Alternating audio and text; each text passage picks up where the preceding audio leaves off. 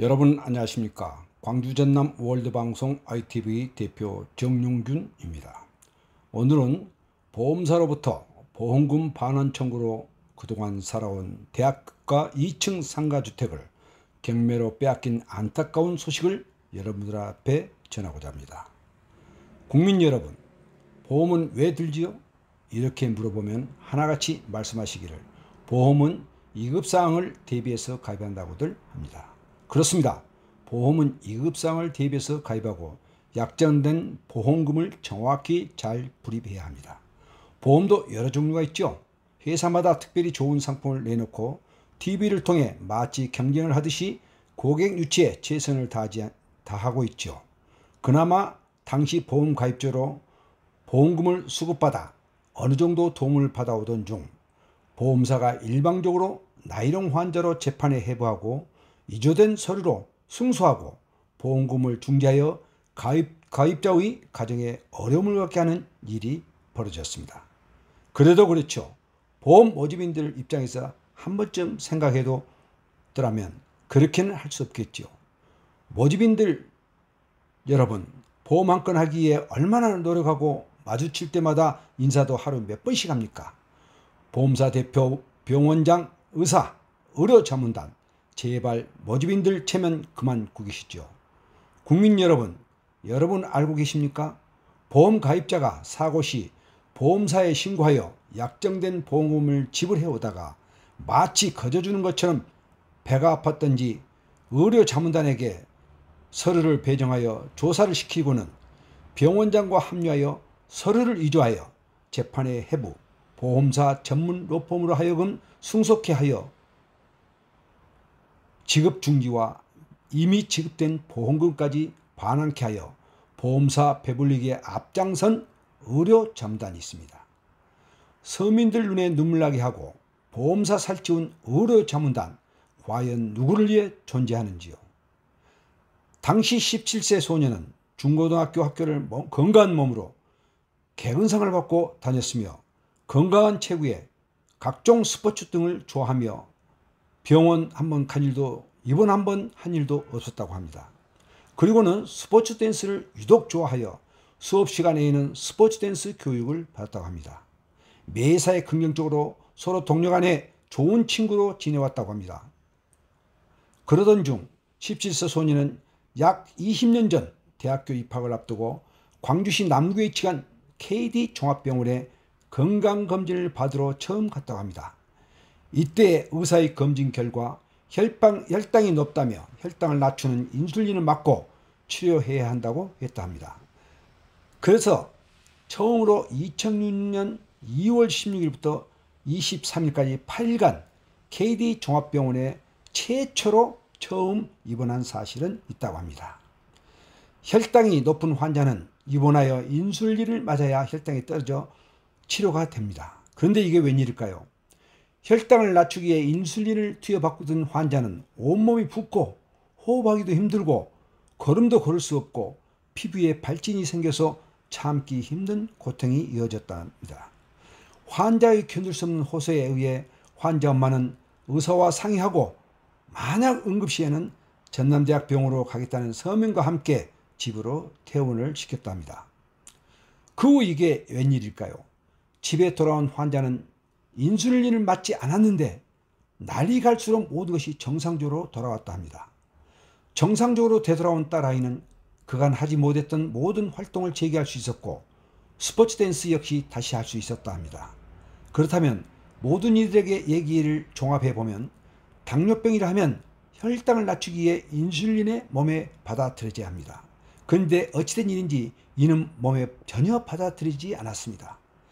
퇴원하여 집으로 돌아온 환자는 인슐린을 맞지 않으므로 정상적인 몸으로 돌아왔습니다. 그렇다면 이는 당뇨병이 아니라는 것입니다.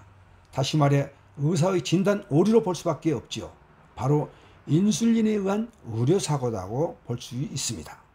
그렇게 한동안 아무 탈 없이 지내왔다가 그러던 어느 절 2006년 10월 어느 날 퇴원 후 약 8개월 만에 환자는 스포츠 댄스 연습 도중에 눈이 안 보인다며 엄마에게 도움을 청해왔다고 합니다. 엄마는 바로 KD 종합병원 안과에 2006년 10월 2일경 뇌례 검진 결과 의사가 백내장이라고 진단을 내렸습니다. 2006년 10월 10일경 이제 두 번째 입원이 됩니다. 엄마는 바로 JN대학교 병원에 예약을 한 후 2006년 10월 10일경 바로 JN대학교 병원 안과에 입원시키고 2006년 10월 20일경 처음으로 양쪽 눈 백내장 수술을 시켰답니다. 수술을 마친 의사는 수술이 잘 되어 양쪽 눈 결과는 좋았다고 했답니다. 국민 여러분, 세상에 이런 일이 우리 주위에 이렇게 일어나고 있습니다. 우리가 모르고 지난 사이에 우리 주변은 이렇게 억울하게 당하고 살아가는 분들이 너무나 많다는 것입니다. 그래서 지금 국민 여러분께 제보 아닌 호소를 합니다. 앞으로 이와 같은 피해자가 더는 없으시기를 바라는 마음에서 용기 내어 제보합니다. 당시 17세 소년으로 건강한 체격으로 활동하며 중고등학교를 개근상을 받고 다니는 모범생이 대학교 입학을 앞두고 건강검진을 받고 난 후 불치병으로 몸이 붓고 걸을 수도 없고 혼자서는 아무것도 할 수 없는 일명 배불떼기 환자로 현재 투병 생활을 하고 있습니다. 그나마 당시 보험 가입자라 보험금을 수급하다 어느 정도 받아오던 중 보험사가 일방적으로 나이롱 환자로 재판에 해부 위조된 서류로 승소하고 보험금을 중지하여 가입자의 가정에 어려움을 갖게 하는 일이 벌어졌습니다. 여기에는 의료자문단과 병원장, 의사까지 서로 짜고 서류를 조작하여 환자에게 피해를 보게 하는 일은 여러분 어떻게 생각하십니까?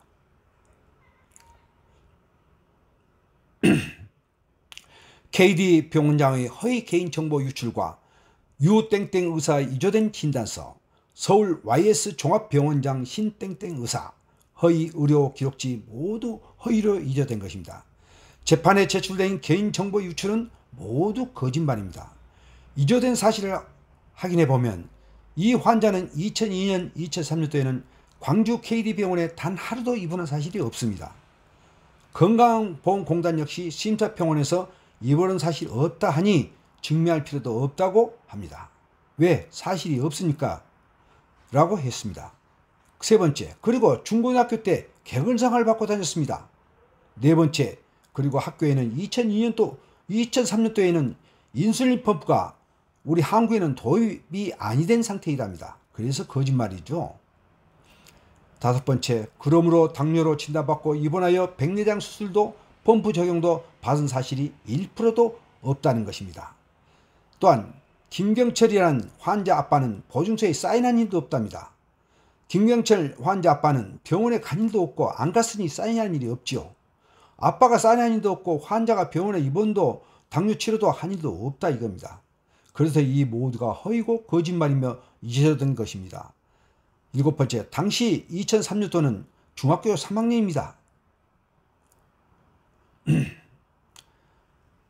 그로 백내장 수술을 할 수도 없고 더욱이 이해는 말도 되지 않는 새빨간 거짓말이죠. 참고로 인터넷을 확인했더니 선천성 백내장 또는 태어날 때부터 있거나 어린 시절부터 진행된 경우 외에는 있을 수가 없답니다. 여덟 번째, 백내장 수술은 누구나 평생 한 번밖에 할 수 없답니다. 아홉 번째, 백내장 수술은 처음으로 2006년 10월 20일경 JN병원에서 최초 한 번 받았습니다. 이때 수술한 사실로 발등에 수혈 쇳바늘이 의료사고로 희귀통증으로 24시간 피눈물을 진통제약이 없는 복압통증 증후군 2형 발생 세계보건기구에 등재된 코드 1 내지 2급 중증 장애 코드자입니다. 이런 환자를 나이롱 환자로 자문의가 서로 조작했습니다. 2002년, 2003년도 한 번도 수술 또는 입원한 일이 단 한 건도 없습니다. 재판부에 접수한 허위 서류를 보면 2003년도에 광주 KD병원에 18일 입원한 것으로 서류가 조작되었습니다. 두 번째, 2017년도 4월 20일경 재판에서 자문의 해신서는 현재 상태에서 당뇨성 신경병증이 요인이 들어진다고 했습니다. 다시 한번 확인 증명합니다. 환자인 딸은 2006년 10월 20일, 25년 6월 18일에도 없는 병입니다. 당뇨병과 무관한 통증입니다. 소견서, 진단서 확인 증명합니다. 이러한 모든 일은 대기업의 갑질과 이에 동정한 병원장과 의료자문단인 이들이 있습니다.